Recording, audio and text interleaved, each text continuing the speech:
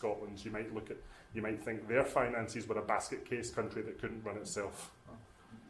Of course, this is what happens when you move the functions of a country outside of it and stop counting it. Here's another one. This one played into the 2014 debate a lot. This idea that Scotland benefits from the broad diplomatic reach of the UK. And there's actually some truth in that. The UK has one of the broadest diplomatic reaches of any country in the world. It's up there with, I can't remember the exact order, but in terms of number of embassies, it's certainly in the top 3 alongside America and France. But the thing is, that nice gold shiny building there, that's one of the rooms in the headquarters of the Foreign and Commonwealth Office. That building's worth about £100 million. Your typical UK embassy costs about £7 million a year to run. Your typical Irish embassy costs about £1 million a year to run. It's not nearly as flashy perhaps, but it gets the job done. And maybe this is something Scotland needs to think about when it's planning these things. Scotland currently pays somewhere in the region of £200 million for the running of these diplomatic offices to the UK. For that, £1 million per embassy, we could put one embassy in every country in the planet. We could also think about strategically placing them, so that perhaps you place it in an area where more than one country, especially if they've got nice open borders like they have in Europe and like we're about to lose. You could have one embassy servicing several countries. You could have an embassy there for, let's say, in Brussels, both for Belgium and the EU. There's also a less spoken about benefit of being an EU citizen. Again, we're about to lose that in, 22 days? Yeah. If you're an EU citizen and you find yourself in a country where your home country does not have an embassy, you can walk into the embassy of any other EU nation and they will treat you as they would treat one of their own. So by setting up strategic partnerships with EU friends, we could get further savings that way. Point is, yes, the UK has a broad diplomatic reach. There's no reason why Scotland couldn't either.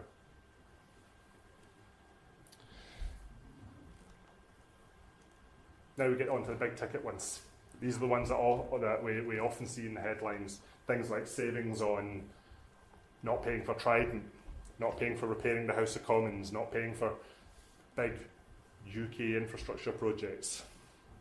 There's a lot of debate over some of these because some of them have Barnett adjustments, so Scotland gets a bit of cash out of them. Some of them don't.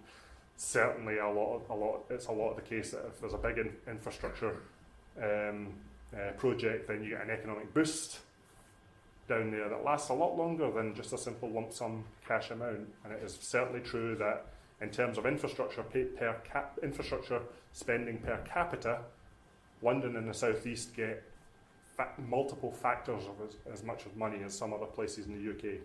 We think Scotland's done hard sometimes. Go to the north of England.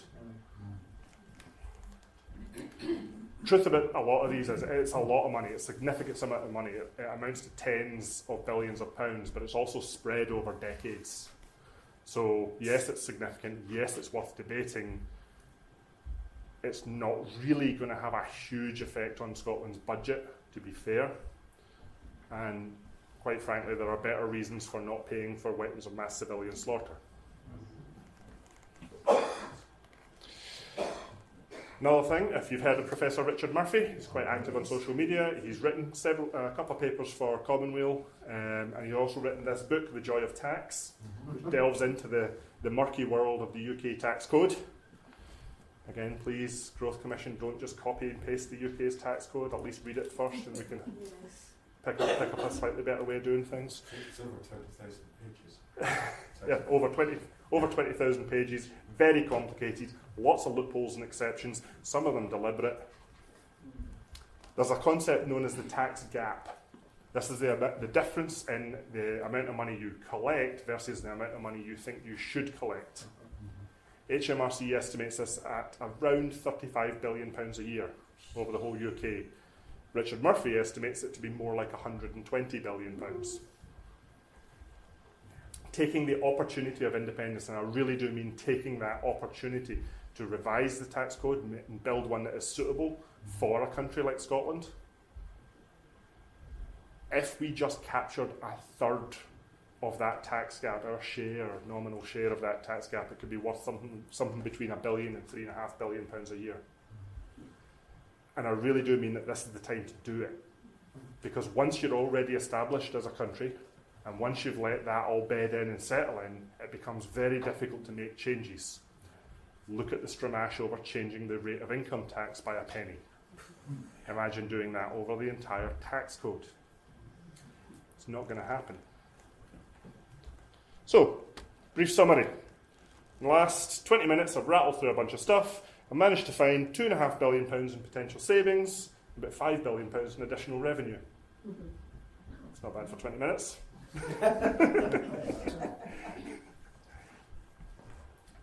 Probably cuts the Scottish deficit by about half. But here's the thing. Let's put it in context. This is a chart that often gets a bit of raised eyebrows when I look at when I run through it. Let's look at the state of the UK in terms of its finances, not just Scotland. The inner ring in that pie chart is the share of population of the countries of the UK. So England's 85% of the population of the UK, and the remaining three nations make up 15%.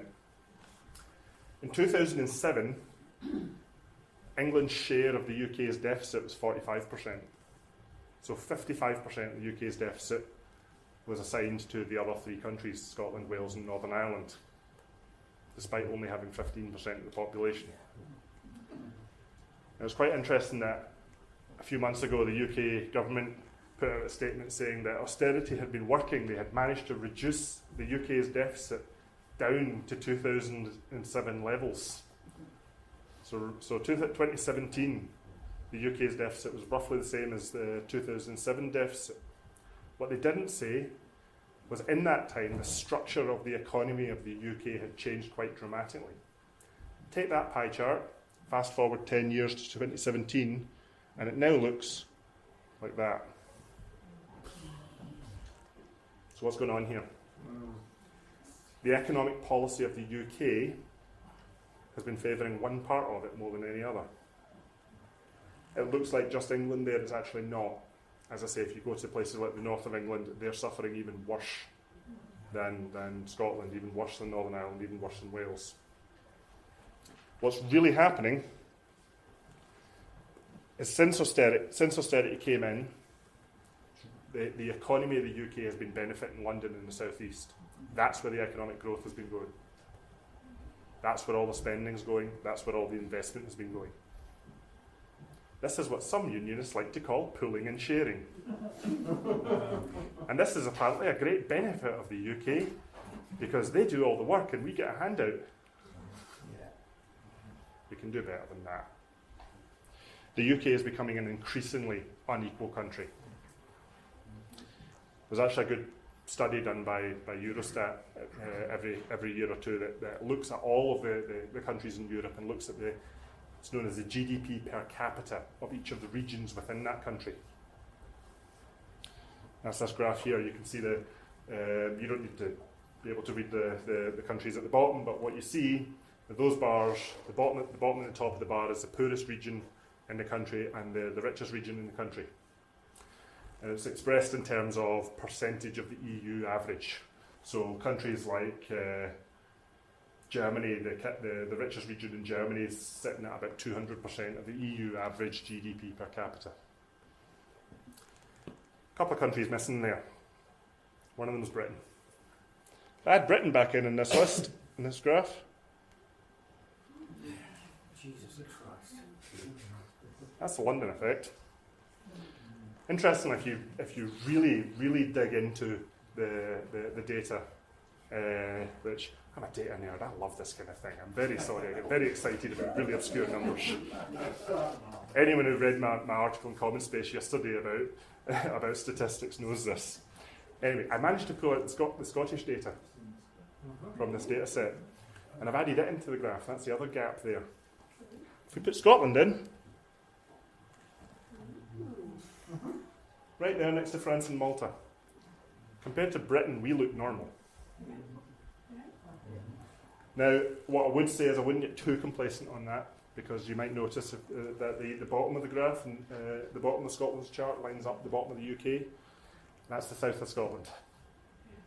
South of Scotland has overtaken the west of Wales as being the poorest region in the UK in terms of GDP per capita.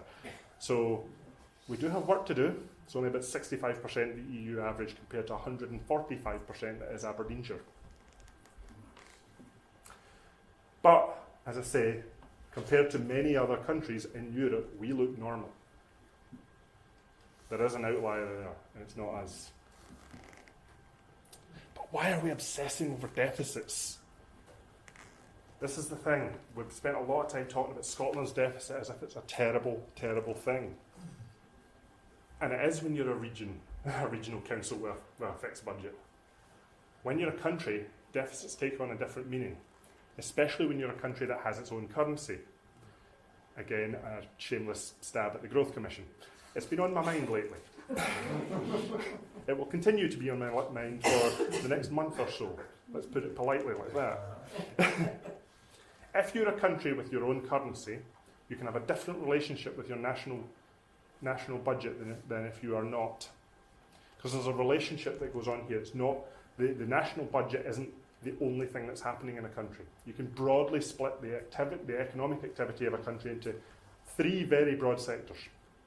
You've got the public sector, you've got the private sector, which can be split into businesses and households, and you've got the external sector. This is your trade and your flow of money with the rest of the world. And each of these sectors can have a surplus or a deficit.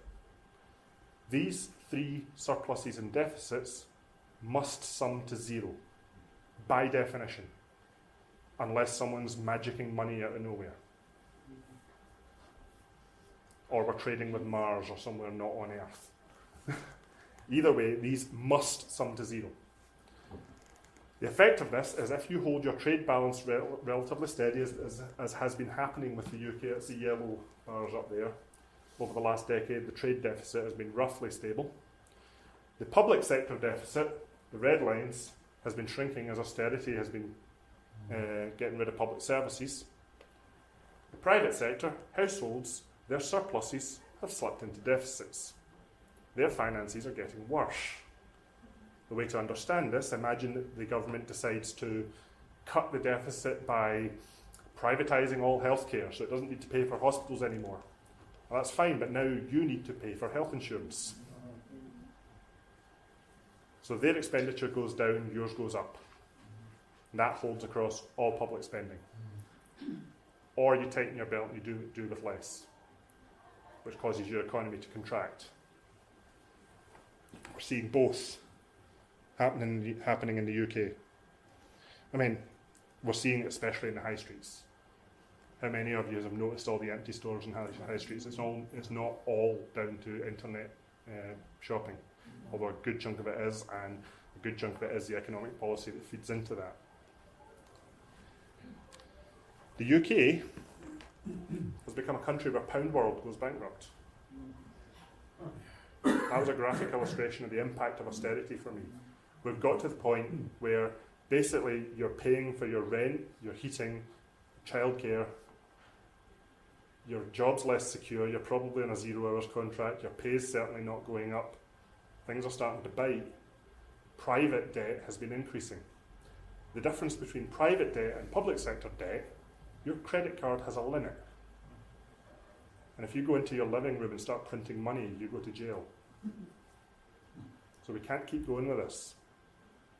There's a very good reason why countries only seem to be able to run public sector surpluses for a few years at a time. The UK has managed 3 years in a row at a time over the last 100 odd years. Every time it's hit the third year, there's been an economic recession. We're now in year 2 of the present surpluses. Even without the looming black hole of Brexit, I'd be getting very worried.